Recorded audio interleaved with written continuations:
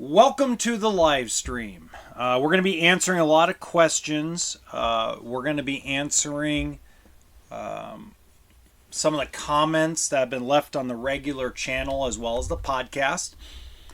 You're either listening to this afterward, if you're not watching this on the YouTube live stream. You also have Spotify, iHeartRadio, Amazon. Welcome in. Thank you so much. Let me turn off Peter. Make that easy. Okay, here we go. So the first question is actually probably one of my favorite questions I've ever gotten. And that is, John, thanks for all the info you put out with your videos and your podcast. I'm hoping to upgrade in a couple years to a fifth wheel small toy hauler. In doing research, I have found the Genesis Supreme toy haulers. Woohoo! My favorite. Check out most of the boxes. I am looking for something short, so I like the 28CR model. In researching this, is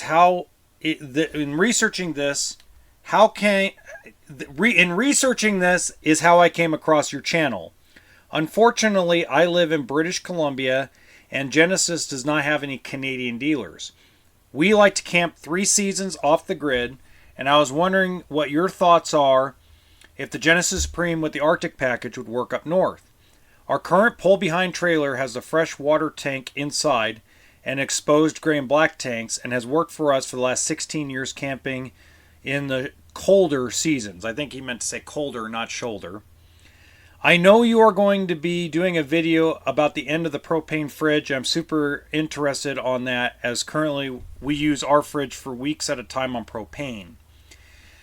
A few other things that I would be interested if you need any more ideas for videos. Specific to the Genesis Supreme Toy Hauler, what type of flooring is in the area that would be used in the garage?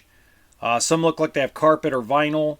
How many tie downs are in the garage area? Construction of the Genesis Supreme. Not much info online. Factory tour would be really cool if you could do that. What type of warranty they come with? Other general info on how to import an RV into Canada if it was purchased from a dealer in the USA. Keep those videos coming, Steve. Well, let's start with this, Steve. Genesis Supreme probably makes the best overall toy hauler in the market today. Part of the reason why is they're an independent. They're not owned by Thor. They're not owned by Forest River, Winnebago, any of the major 5 manufacturers. That's number one. Number two, Pablo, who is the owner of Genesis, and his son Chris are probably the only 2 guys that are in an executive position of an RV manufacturer that actually built them in the factory. So Pablo used to work for Thor Industries in California, building the Wanderer, the Transport, the Jazz, and some of the Class C models that were built out of Southern California. So he understands how to put together a unit. Now, how they're built. They're aluminum constructed in the sidewalls, wood constructed in the roof, and in the basement. Okay. Now, to answer your question about the Arctic package real quick. Yes, the Arctic package would work up north, but you still, no matter what RV you buy, if you're going to camp in 0+ degree weather, my recommendation to you is make sure you seal your windows up really good. Make sure you skirt the fifth wheel toy hauler. And also at the same time, because my wife especially knows this, you're going to have to run some kind of space heater or the furnace pretty much a while. Even with all the insulation that they put. Like they put a double foam insulation in the roof as part of the Arctic package. And they also put an extra layer of insulation in the underbelly. But no matter what toy hauler you buy, Steve, it's a 2-inch thick sidewall. So there's only so much insulation that you could put in a 2-inch thick sidewall. And windows are the weakest point of any RV. Because it isn't the same type of windows. They call them double pane or thermal pane windows. They're not the same thing as you put in your house. So when you build a home, the type of windows they put, especially in extreme cold weather, are a lot different than what they put in even the most upscale RV, including mobile suites, Provost, etc.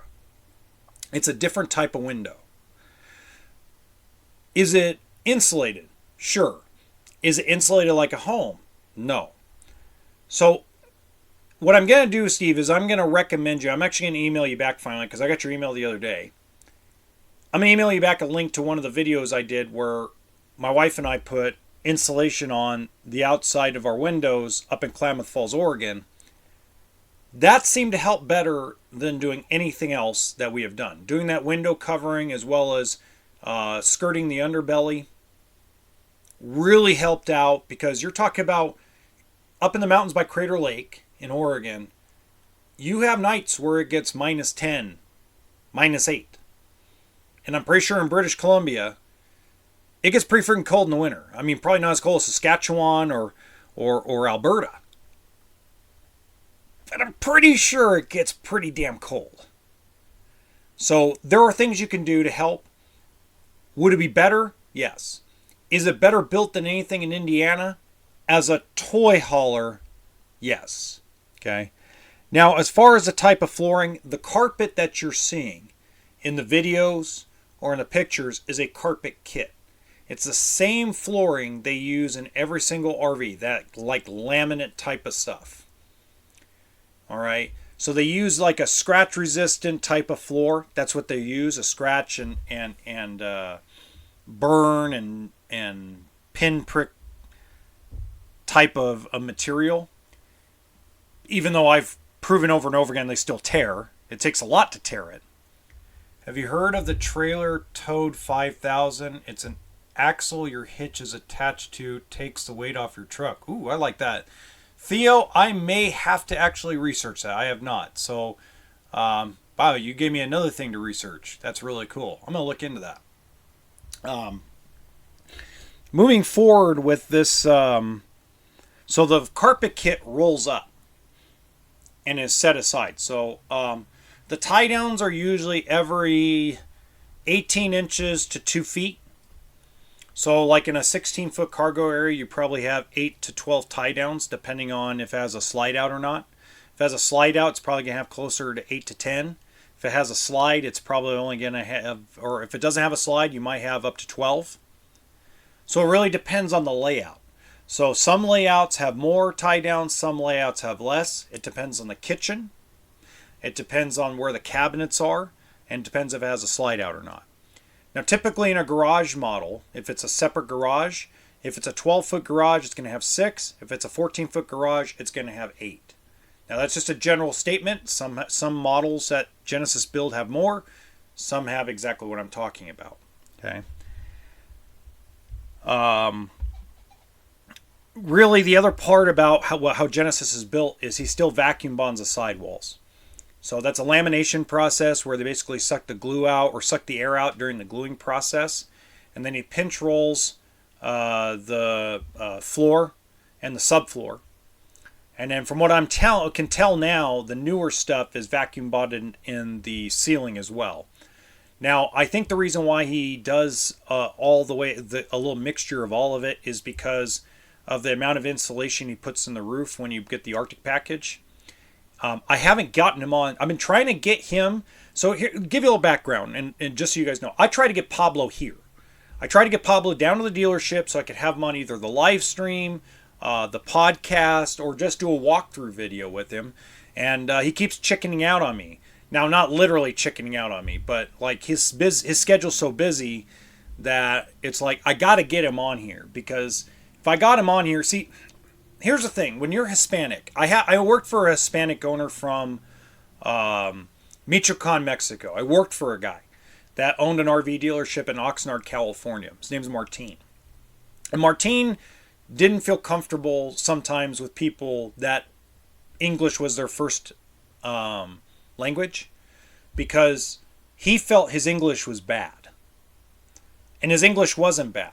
his English was actually pretty good. Now, sometimes he'd have to rethink a word or something, but for the most part, like, he spoke English very well. And I know understand that because my wife's Mexican. She's straight from Mexico. And there are times where she feels like her English is really bad.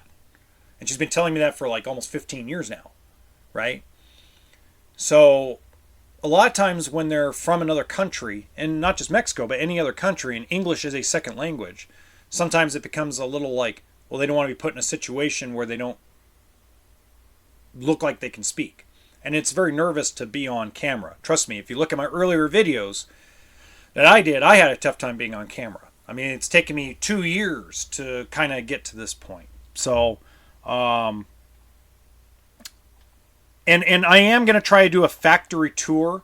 So I talked to his son, Chris, and I think I can get, when my schedule kind of clears up closer to summer, I'm going to do a factory tour video with them. So I stand by for that. As far as importing an RV into Canada, first of all, you have to buy it in the United States. You can't simply just buy it from a state and then have it imported in the country. You actually have to drive it yourself because you're not a transport driver. If you're a transport driver driving it up wholesale into Canada, okay, there's a bill of lading, right? And the taxes are already paid through the shipping fees that are charged to the manufacturer. That's why, like, to go from Indiana to Vancouver, Washington is only like $3,500 for a triple haul of trailers per trailer. Well, if you take that same load and you go up to, even Vancouver Island, you're talking about $14,000, $15,000 because of the import taxes and all that stuff. But that's on a wholesale end. What you got to do, if you're a Canadian for the most part, is if you want to buy something, let's say a lot of guys do it in California, a lot of people do it in Nevada, snowbirds. They take the rig back up to the Canadian border and pay the taxes directly. And so that way that you can register it in your province.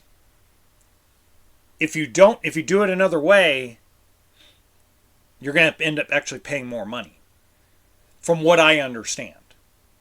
Okay. Now, I could be wrong. I'm not an expert in Canadian import-export laws, but from what I understand, over the last 15 years, it hasn't changed. Except for the only thing I know of is now you pay a carbon tax on top of the import tax. Now, if I remember right, because you buy it in the United States, you pay less tax overall than you do if you buy it locally at your own dealership. But, there's a but. There's a Canadian sticker that is put on everything that is imported into Canada by the manufacturer when it's built for Canada. It's the same thing with Washington State in the U.S. So you have to be aware that you have to have those Canadian markings and pay for those Canadian markings when you cross the border. Okay. Some people have told me, and this is just me talking out loud, some folks like from Saskatchewan and Nova Scotia have told me the way they do it is they buy it down here in the States and they store it here. They have some kind of, they're like California. A Canadian can register and title an RV in California being a Canadian citizen. Okay, you don't have to be a resident of California. So that all being said, they'll store it, pay like a year of storage, and then after 1 year's over, they take it into Canada and they say that it's cheaper on the taxes because now it becomes a used vehicle because they have a title on it. So again, there's a lot of ways of doing it. Those are just a couple of the ones. Hopefully that helps you out. Okay. All right, next email.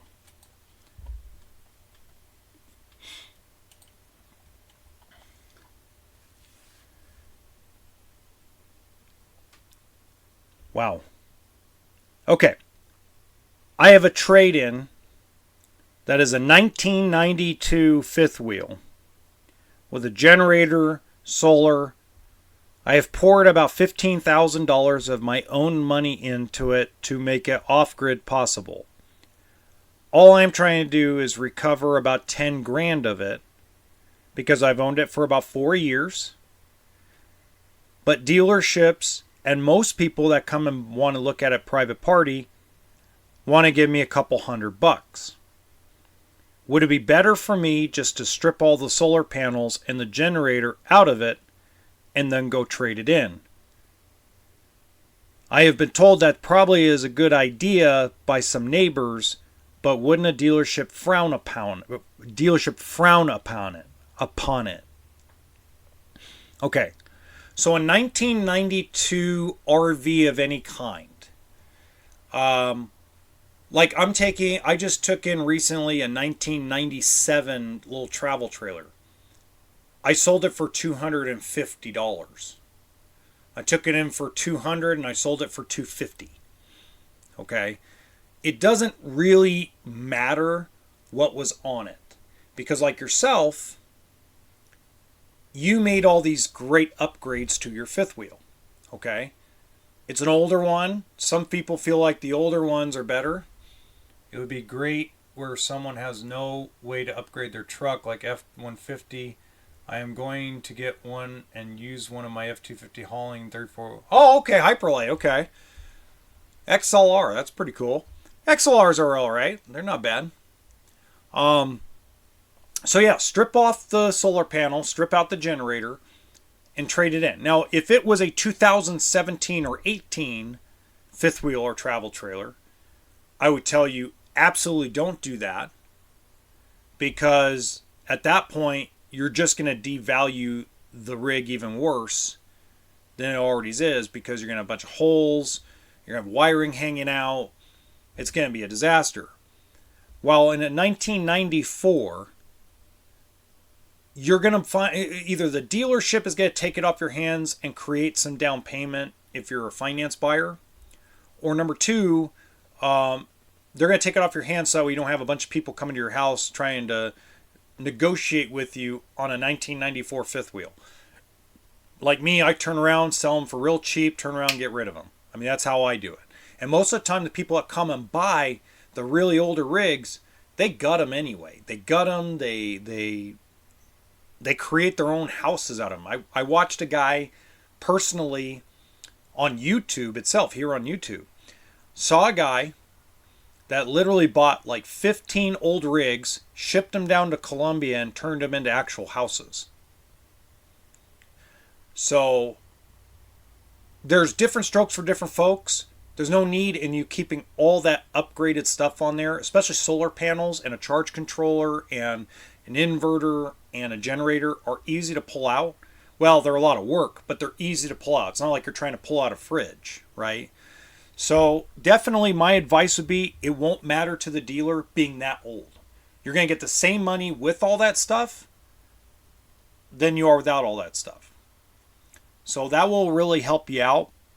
And then, you could put on another rig. You could put it on your next rig. Or you could pay the service department. Here's another thing you could do.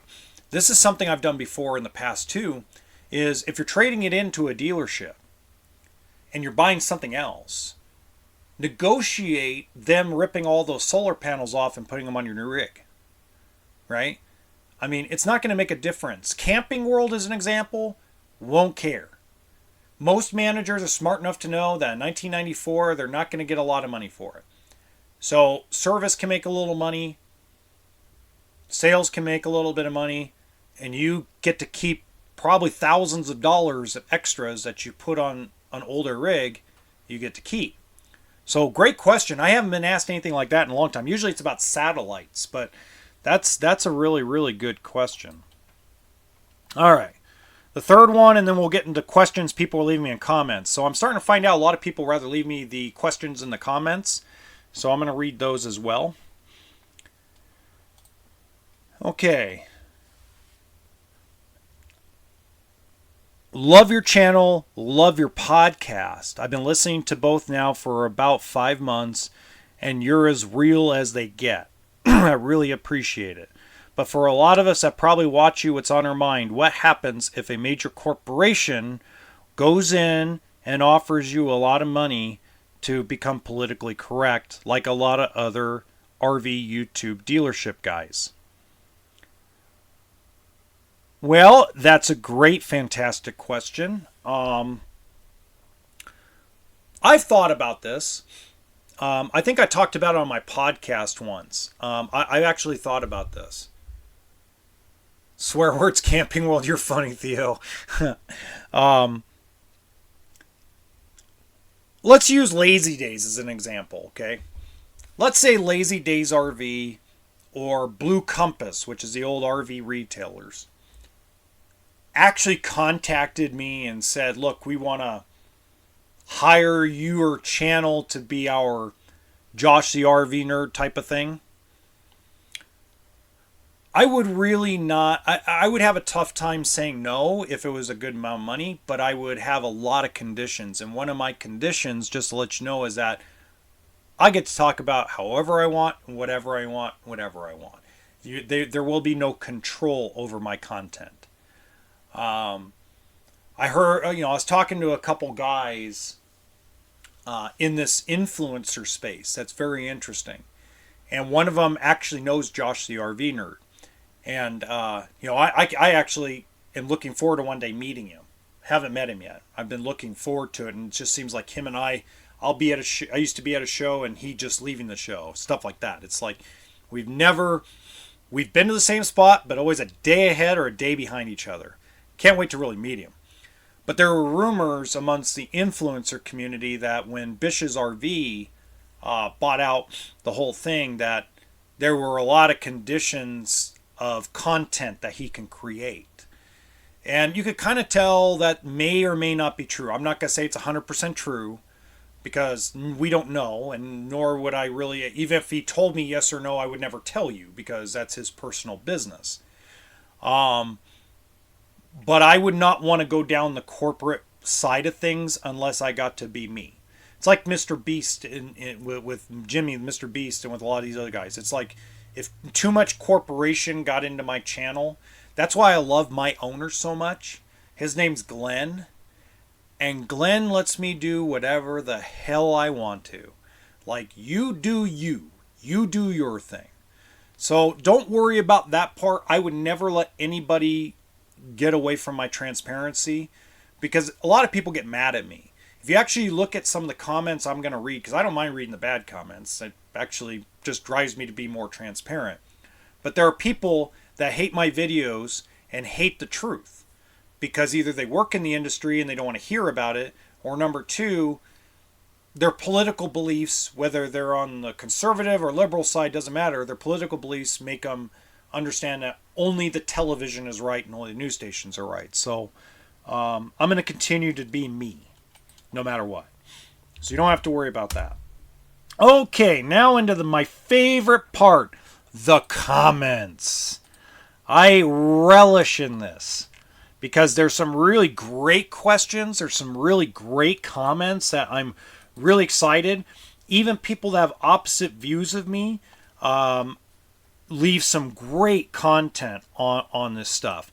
And then I'm going to read the people that are being knuckleheads too, just because it's fun. The knuckleheads can be a lot of fun, the trolls, okay?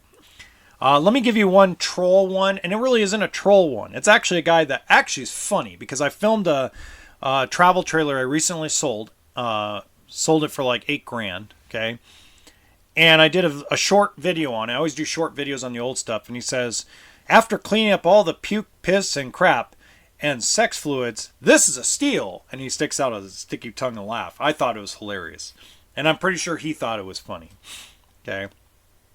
All right.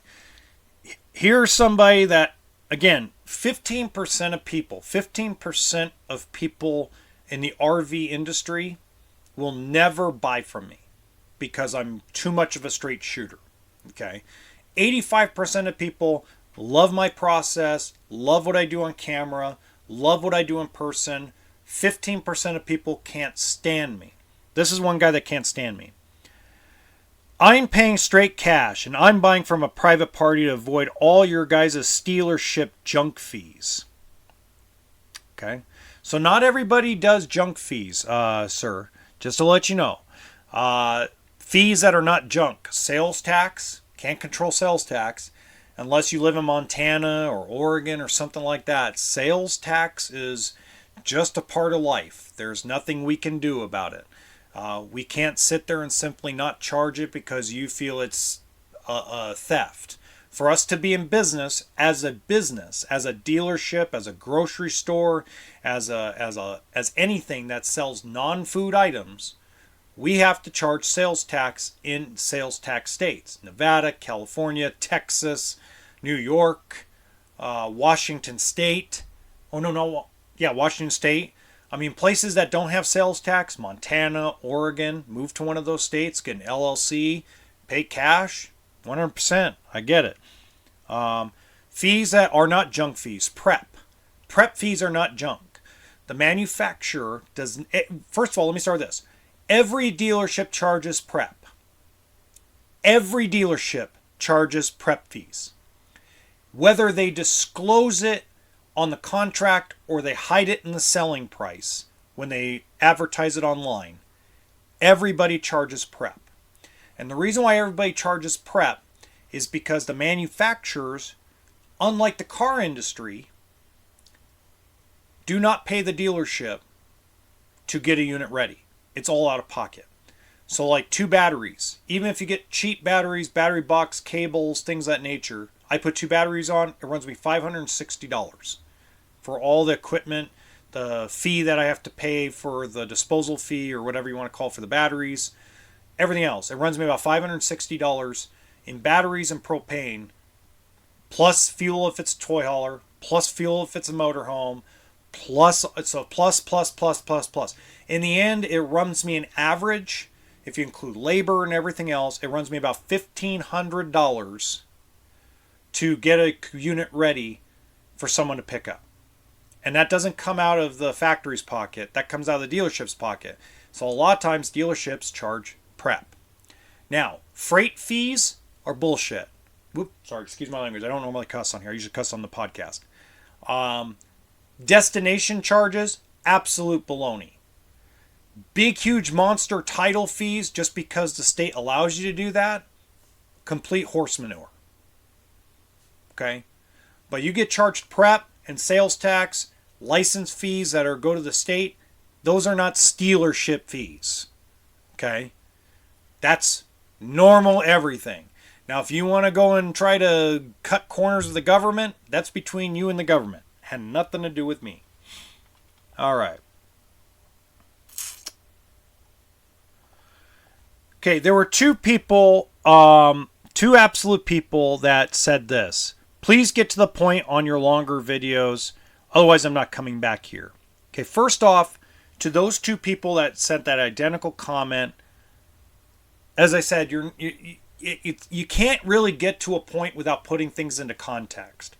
The one video I did in December about the manufacturers being, the president of a manufacturer sending out a letter, talking about interest rates, there has to be context. Otherwise, you don't understand where I'm coming from. Okay? So for me personally, to give you information, sometimes it takes me a little time to set it up. Because if I tell you, let's say tomorrow I say, oh, by the way, Forest River Flagstaff is the best travel trailer ever built. And that's all I say. And I don't put any context in. It's just going to go, what about Eagle? What about Jayco Eagle? What about Rockwood? What about Freedom Express? What about this? What about that? What makes you say that? So you have to understand that when I start a conversation, it's all about context. Well, thank you, Mark. I really appreciate you. I really appreciate all of you guys and all your support. I really do. This was a great question, because I did a video on FrameFlex for Grand Design on the podcast, and I'm going to do one coming up in February.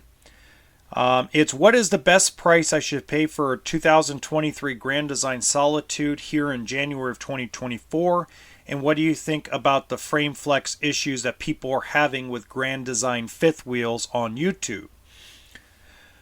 Well, first off, I can't tell you what the best price on a Grand Design Solitude would be. in 2024 because dealerships today still feel like Grand Design is full of gold and silver. Um, I talked to a friend of mine who sells Grand Design fifth wheels out of the West Coast. And he told me that they've had a couple of those Grand Design fifth wheels on the lot for, that's the furnace if you don't know. It's furnace to the travel trailer. So they've had a lot of Grand Design fifth wheels on the lot for more than a year. And they're not moving. And the guys refuse to discount them. And now I guess Grand Design finally has had it with these guys not moving the inventory and decided to offer them a bunch of money. And they still didn't discount them. So Grand Design is tough for me to give you what the best price should be. But what I would look at is I'd look at other manufacturers at this point. Grand Design is having such major problems with frame flex. It's well documented that 2017 to 2022 Momentums, Reflections, and Solitudes are having really bad frame flex problems. And by the way, the reason if you don't, I'll explain frame flex in a minute if you don't know what that is. But just so you know, this is not new, okay? This is not something new to the industry. This has been going on since the mid-90s, but usually they go through this period where they go through this problem and then they grow from it, learn from it, and change things. And one of the keys, the last time this really was happening was about mid-2000s, like 06 to 09.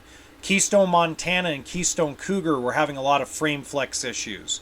And then you still get once in a while you get a frame flex issue with a Montana or a Cougar.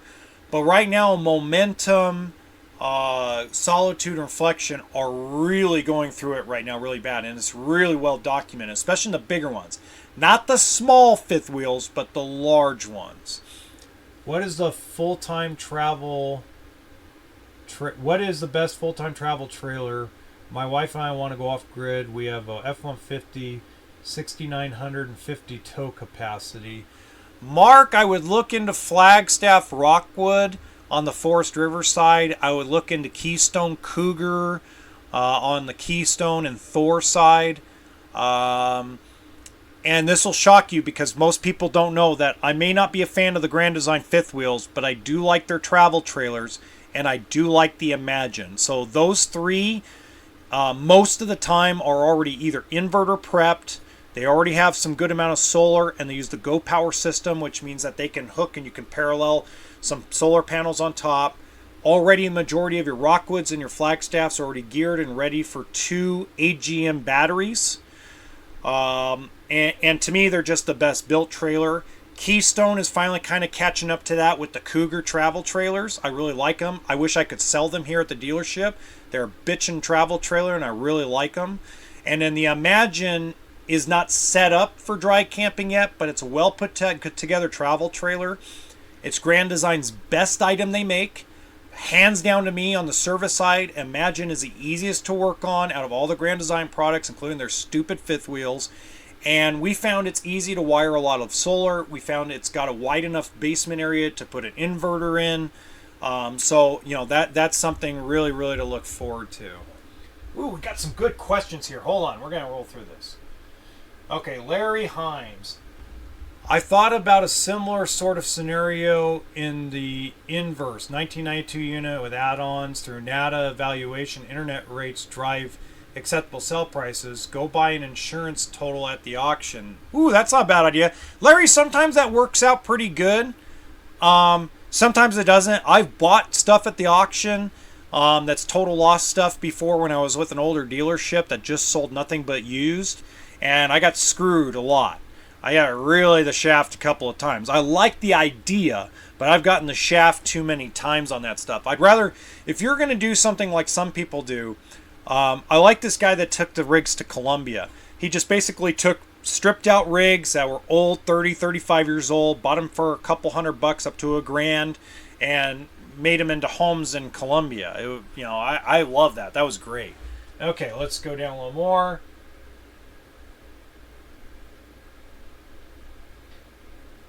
I mean, I love the idea, Larry. I do. I love it. I love your idea. I really do. I hope you know that. I really do love your idea. Thanks for the info. We'll stay in touch. Okay, Mark. Thank you. Many of these items are standard with the industry in commodity repairable, etc. This is a lot of value. No, I get it, Larry. I love where you're thinking. I love your brain. I like the thought process of it. There are guys out there that buy junk RVs and strip them out and sell the appliances that still work really well, or sell the parts of the appliances that still work, like circuit boards and stuff like that. So no, don't get me wrong. There's different strokes for different folks. It's just a matter of what they want to accomplish with their older rig. You know what I mean? That's what I really, really want to take a minute. Now, if you don't know what FrameFlex is, guys, later on in the episode, or early in the episode, I talk about FrameFlex. So FrameFlex, there's two versions. There's the one everybody assumes where the frame is breaking, the actual metal frame. And then there's what really FrameFlex is the separation between the front cap where the bedroom or the living room is. So front living room or bedroom or bathroom, there's separation between the sidewall, the floor, and the subfloor. And it only happens in the cap. And then if it's really bad, it starts going into the floor down where the chassis is by usually your entrance door in a fifth wheel, or by the basement storage doors where the wall starts separating from the floor and the subfloor. And why this happens is because inaccurate pin weights is the number one reason that I have researched, where people are overloading their fifth wheel. And then there's another common denominator. So I talked to a YouTube influencer that owns a Momentum that's witnessing really bad frame flex, where his closet, his front closet up front, because his bed slides out, his front closet, there's daylight showing between the floor and the front cap and the closet area. And I got a hold of him, and we talked about it, and Grand Design probably isn't going to do anything about it. This is on a 2021 full body paint Momentum. And I talked to him about it because he did a video on it, and I was real curious about his hitch setup. Well, he has a gooseneck adapter. Okay?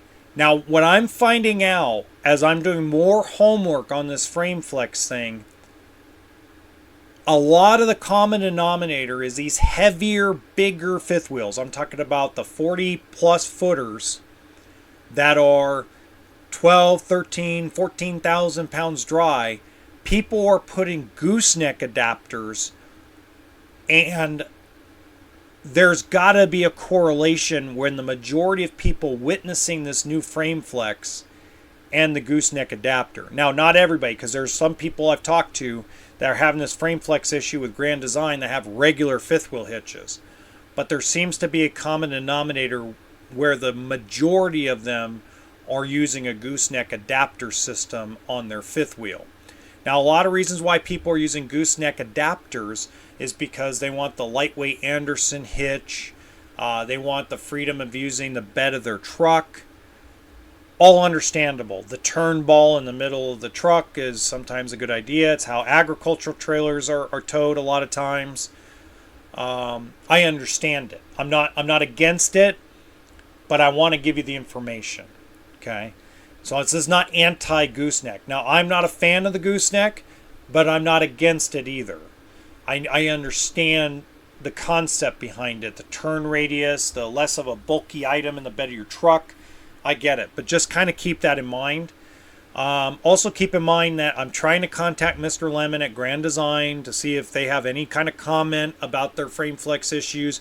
Of course, I get told to pound sand as usual because they hate my guts. But it is what it is, because I don't want their trailers on my lot. That's what it really is. I don't want their fifth wheels. I'll take their travel trailers. I'll take the Imagine, the Transcend all day.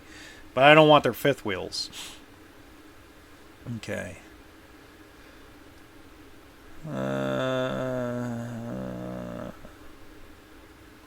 No offense, thinks he knows about the markets and financing, but folks, he knows nothing at all. This fellow is not even old enough to ever have heard of a prime rate at 16%. Well, I want to take that kind of as a compliment, because if I look that young, thank you so much. But I know damn well I don't look that young. I got crow's feet and a lot of gray hair. So Yes, I do remember when the prime rate on RVs was close to 16% interest when I first started in this business. When I first started in late '08, early '09, during the Great Recession, interest rates on a whole were around 15, 16% on RVs. We once in a while saw a 799, once in a while we'd see a 999, but for the most part, the only banks lending at the time were at 16 and 15 and 16% interest. So yes, I am old enough to know when the prime rate in the RV business was 16%.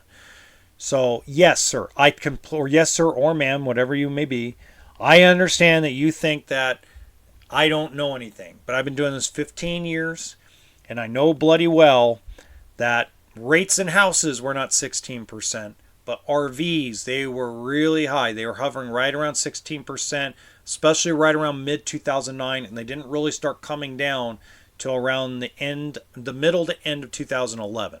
And that's when interest rates went almost to zero, and then we had 199, 299 for like a year, and then 399, 499, and then it fluctuated between 499 and 799 during the Trump administration and the last of the Obama administration. So, rates are rates, right? Okay.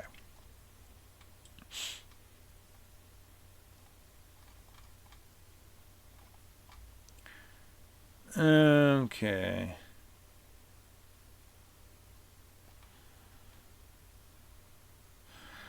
I didn't realize that the quotation mark bid guys operate service departments as a loss. After getting laid off from the tech sector for the second time in 5 years, I decided to start my own one-man mobile RV service business here in Florida.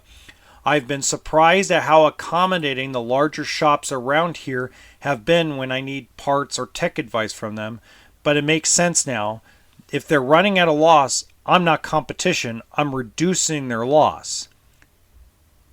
Absolutely. So let me give you a little background into this. So I talked about this on the podcast in a little more in length the last time I did a service episode. So there's the service side of the car business is where all the profit is. If you actually go look, most car businesses gross profit make about $5-6 million a year out of a small service department. It could be 13 bays, 8 to 10 techs, couple service riders, and they're doing close to $8 to $10 million in service business a year. Okay.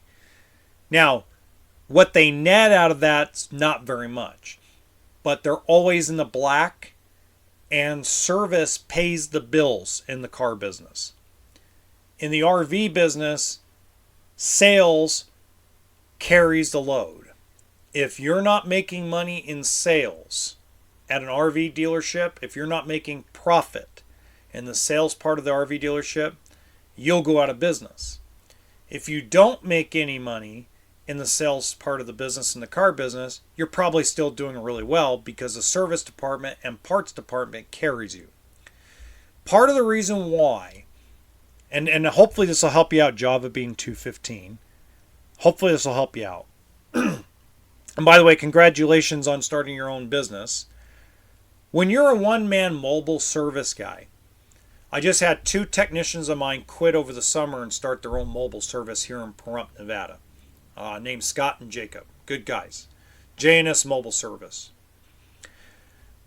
Those 2 can make more money doing mobile customer pay jobs than my dealership can doing warranty work and things of that nature. The only time there's really any money in a service department in the RV world is if they have a body shop and they're doing a couple $1,000,000 every year in just body work, because body work is where there's profit in the RV world. Warranty, there's no profit, period. Extended warranty, it's all cash flow. It makes no money. So the service department of an RV dealership is a cash flow center. Service part of a dealership in the car industry is a profit center. So they're two different things. So glad you realized that. Thank you so much for leaving that comment a couple of days ago. That was really cool.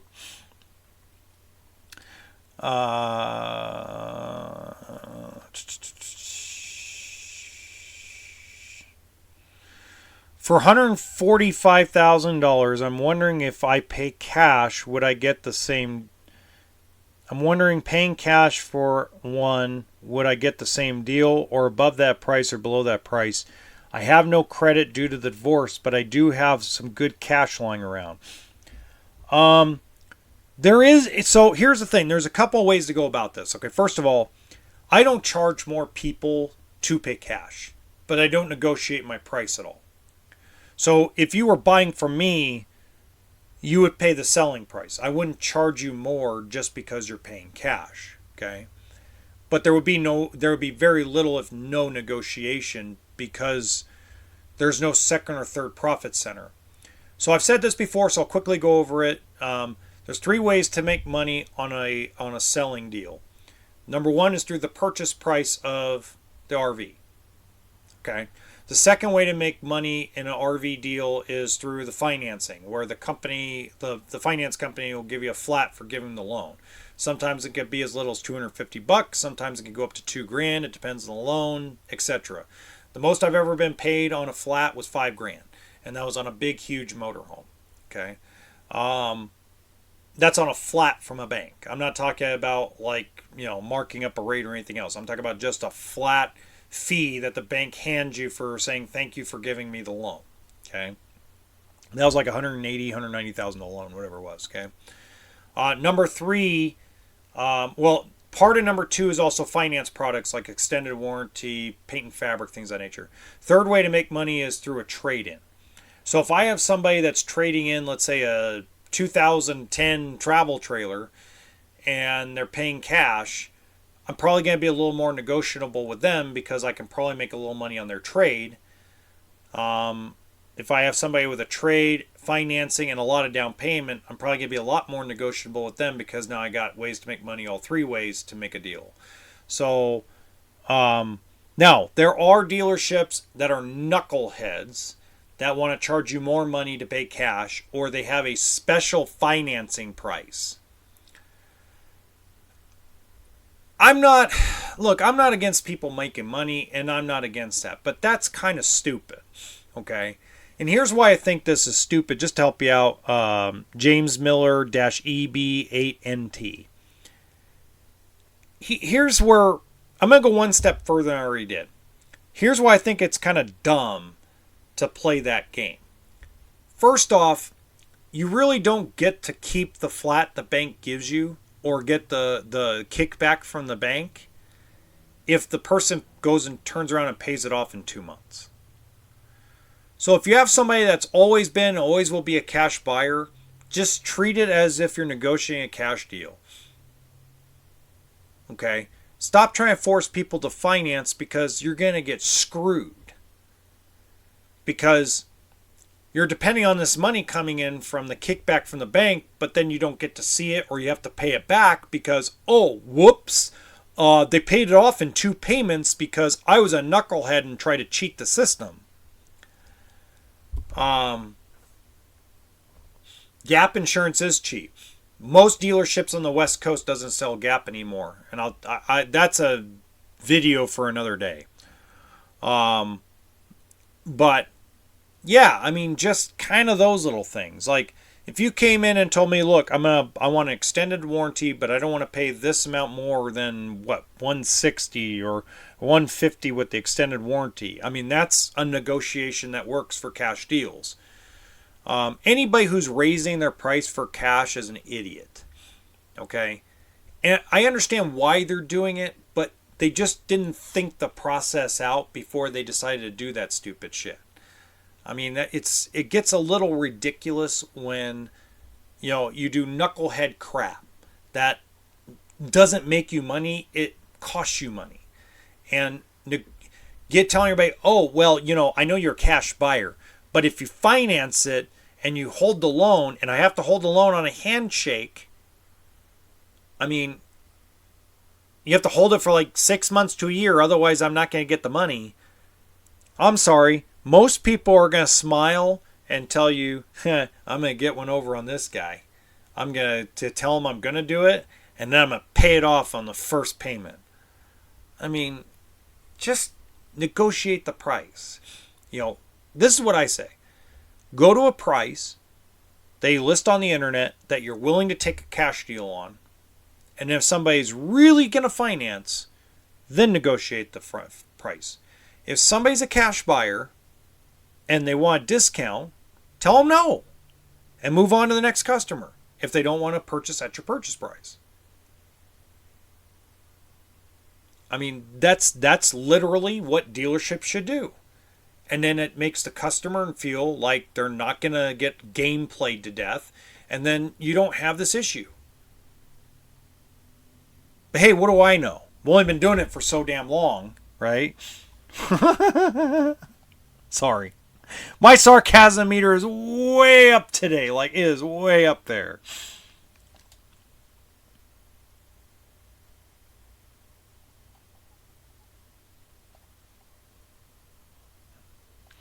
Thanks for explaining why cash sales have less wiggle room for negotiating.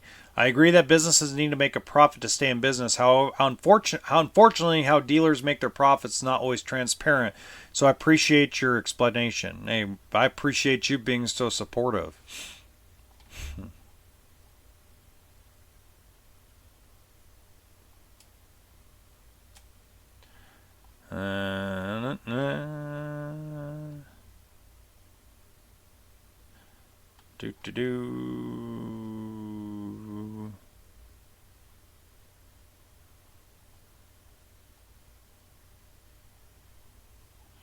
We talked enough about Grand Design. We got $23,000 off our 2010 35F Cyclone paying cash. 2 reasons. Gas was well over $4 a gallon, not in California. We printed out a dealer sticker in Elkhart, Indiana, where the manufacturer plant is located, which we said we will not drive there to buy, but would rather buy from you. The dealer sticker in Indiana was $23K below. We negotiated an out-the-door price.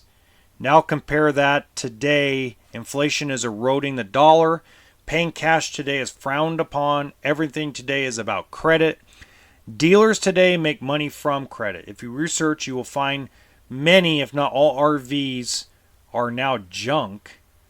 Many with flex trailer chassis. No, that's not right. Many brands are owned by few big companies. That's partially right. And those big companies cut corners in every brand they own. That's only partially right. Remember, the dealer gets a buyer's rate and the customer gets a customer rate. Today, automobiles are at record repo numbers and growing. RVs are not selling that well. People are just tapped out. Inflation eroding their hard-earned dollar. And interest rates are just too high for credit. Many banks are restricting credit, so credit you get for toys like an RV are typically at a higher rate. Throwing insane rents, food, and people are just done. Well, 3FTR3349, you just made me want to get a drink. I mean, woo! Boo, no Q esa porquera. 123 Cello 2, you can send me a question. It's fine. First off, first of all, back in 2010, when you got your 2010 Cyclone, banks were not lending on RVs. Like I said, 16% interest rates were roughly what was going on, and banks weren't giving out very much credit in 2010. So when you paid cash, generally dealers in 09 and 10 and even late 08 were what they're doing right now, which is dumping inventory quickly. The difference is there was no medium to make up any of the money. Okay? So you're partially right and you're partially wrong. You have half the information right and half the information wrong. So in 2010, if you bought it new, I would expect that somebody would have given you a really bitchin' deal for paying cash because they probably owned it in cash. Because a lot of banks back in 2008, 9, and 10 made you buy the inventory in cash after 6 months, 8 months. They were stricter on credit guidelines.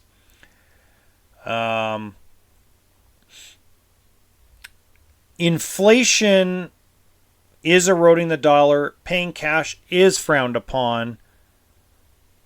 You are right. There is a buyer's rate and there is a customer rate in some cases. I'll give you an example. There's 4 banks that I personally use that are prime banks that have prime rates that do not let me mark the rate up. They just pay me a flat. Okay? One will pay me up to 5% if I have the right customer flat. Okay, so the majority of our banks and credit unions that we use don't let us mark up the rate. We sell it at a flat rate. Now, for those of you, those banks that do allow us to mark up the rate, generally we get a better retail rate as well than we do from the banks that give us a flat. So I'll give you an example. I can't name the banks because of non-disclosure agreements, okay? But there's a bank out there right now that I can sell the rate to the customer for 6.99 and get a 4% flat. Okay? There's a bank out there that charges $8.99 that I only get a 2% flat from.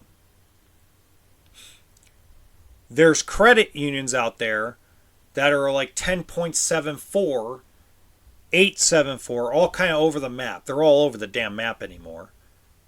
And they don't pay me anything.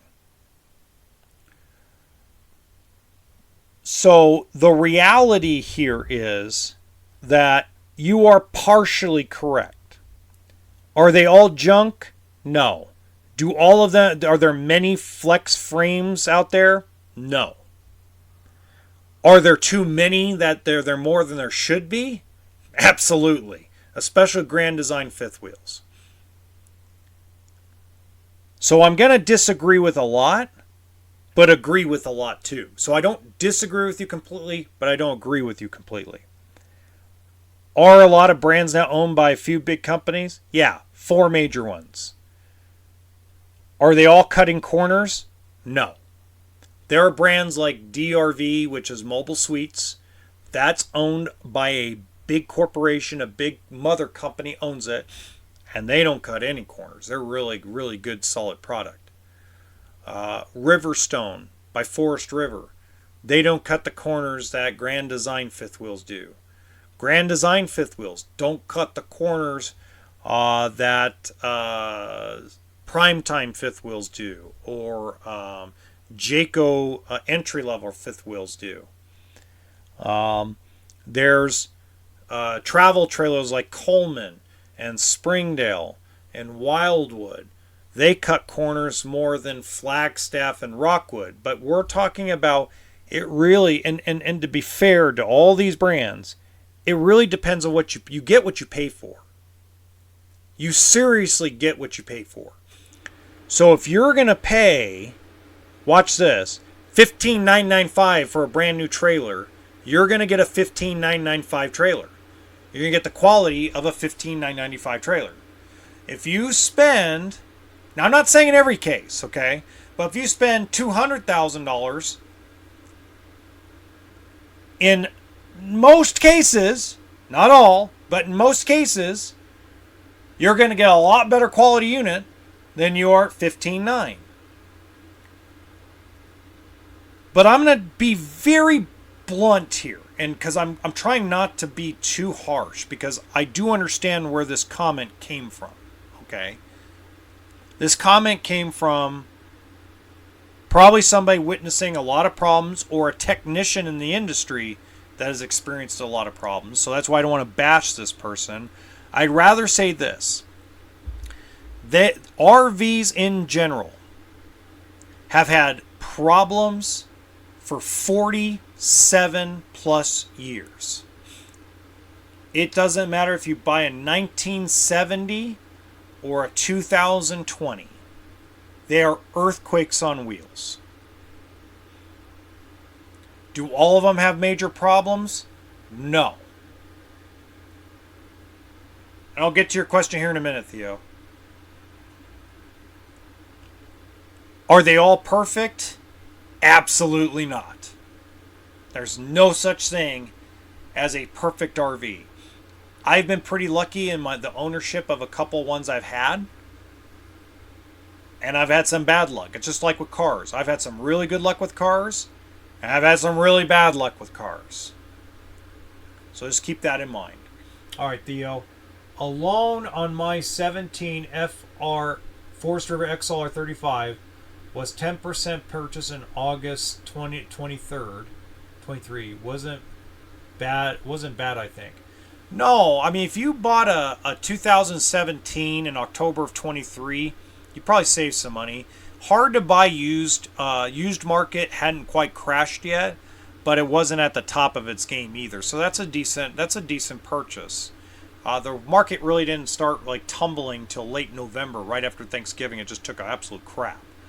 But that's probably a good thing, because you probably would have had a tougher time getting a loan for that XLR if you waited till after Thanksgiving, given the current kind of situation with used. So, no, Theo, that works, man. I wouldn't feel bad about that. That's pretty good. As long as you're happy with it. That's the thing. I always tell people, as long as you're happy with your layout, you're happy with your RV, it doesn't matter really what you paid for it. If you're happy with what you purchased and you're happy with your experiences and your memories, that's priceless. To me, you can't put a price on memories, okay? Now, bad memories, yeah, you could put a price on that. But good memories, they're priceless, especially if you're out with your family, especially if you're out with your kids.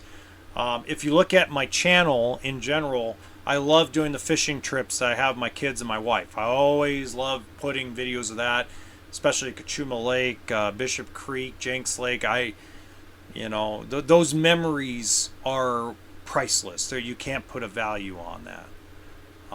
So I hope you're enjoying it, and then I think you're in a good space. Oh, fabulous! I like RV shows. Oh, that reminds me. I got a question in person today from somebody that follows the YouTube channel. They drove from Hayden, Idaho, all the way to Pahrump, Nevada. Now, if you don't know how far that is, that's like a 14-hour drive. Biggest thing I get through it with slide in. Perfect. That's great. No, I'm glad you like it, Theo. So guys, RV shows have kind of changed. So I talked to a buddy of mine that worked the Tampa Bay show in Florida, and my February 1st RV update video is going to be about this. So sneak peek to everybody watching this now and watching it later. Here's your sneak peek. The Tampa Bay RV show sucked for sales. Absolutely freaking sucked. I know, right?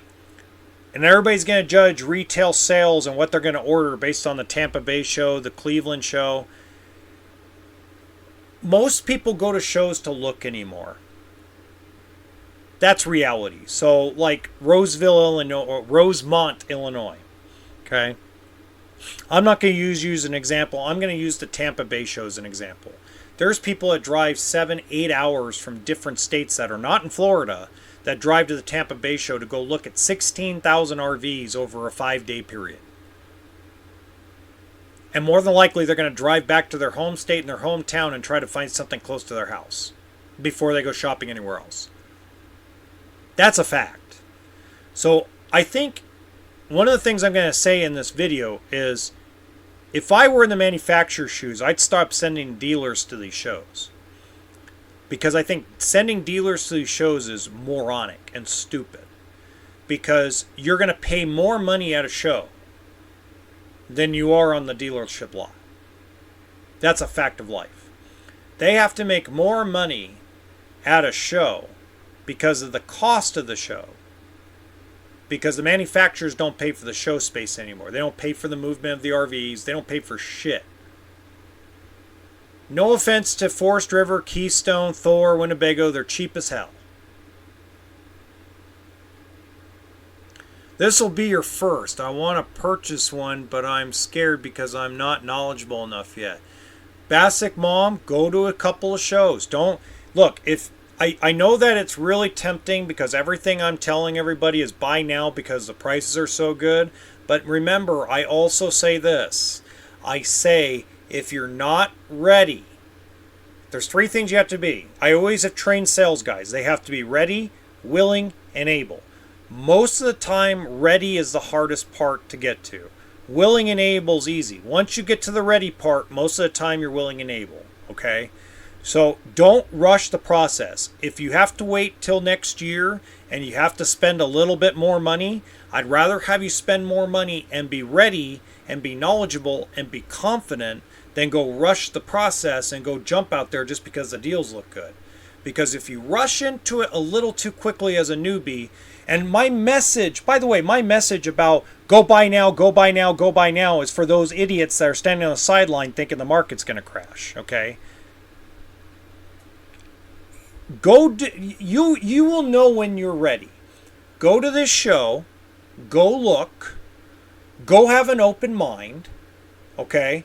Don't sit and BS people. The worst thing you can do is bullshit the salespeople, okay? Don't say the words, I'm just looking. Don't feel free to ask questions.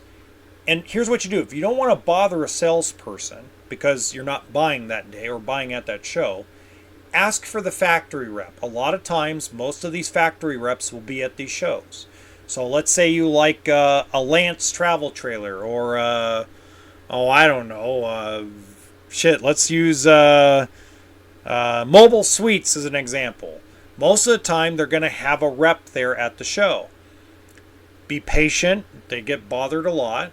And ask them all your questions and don't be afraid to.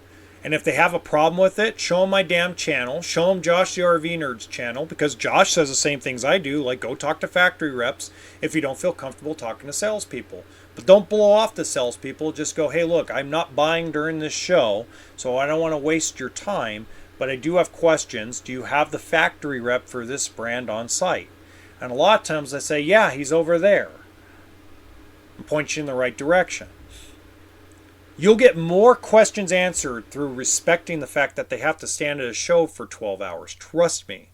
Now, some sales guys, especially if you go during the week and not the weekend, a lot of them will go, that's okay, I got nothing going on. What kind of questions do you have? I used to do that all the time. Shoot, if the show was dead on a Wednesday or Thursday, hell, if somebody had a million questions, I'd sit there and answer their questions. What else am I going to do? Stand around and watch my phone all day? Fuck no. I ain't going to do that. So don't be afraid to ask a lot of questions.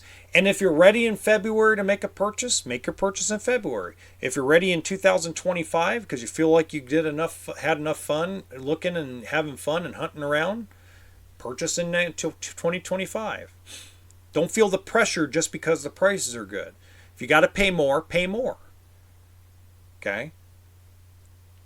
Usually, who I'm talking to when I put this pressure on people is the people that have been waiting 6 months because they think, oh yeah, market's going to crash. I'm going to get that Grand Design Solitude for 95% off MSRP because, market's not doing good and they're going to be pressured to give it to me for pennies on the dollar. When was the last time that happened? That didn't even happen during the Great Recession, guys. Even though we were losing our shorts during 08, 9, and 10, it was not like that. Okay? It was pretty bad. It was like it is now. You know, there are losses. Dealers are taking heavy losses right now to sell inventory. Blue Compass, Camping World, Lazy Days, Bish's. They're taking in the shorts right now. Meyer Group up in the East Coast, taking up the absolute poop shoot right now. Ron Hoover in Texas. That man is writing bigger checks every month just to move inventory. So yes, it is a buyer's market, and it's a feeding frenzy. But I digress. Take your time. Well, my phone's going to die. That's all I got for today. We went a little bit longer. Next Saturday, 7 p.m. Pacific Standard Time, we'll be back on here. Well, all right, one last one, Theo. How hard is it to buy a new thing you see in new models? For example, the pop-up counter to increase counter space, or buy a matching door to put where a water heater is behind a solid panel. Well, brother, I have always a saying, Theo, where there's a will, there's a way. And if we could put a man on the moon, we could do anything with money.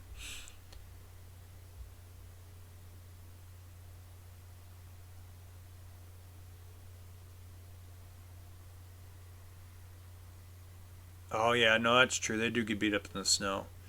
Anyway, until next time, guys, you guys know you can email me at Levingston. That's Levingston, RV Services plural at gmail.com. We'll be back on next Saturday night at 7 p.m. Pacific time. Until next time, guys, have a great week. Hey, go enjoy your show. And Theo, thank you for all the comments. And just remember, RV stands for what? Toolkit and sense of humor. Have a great night, guys.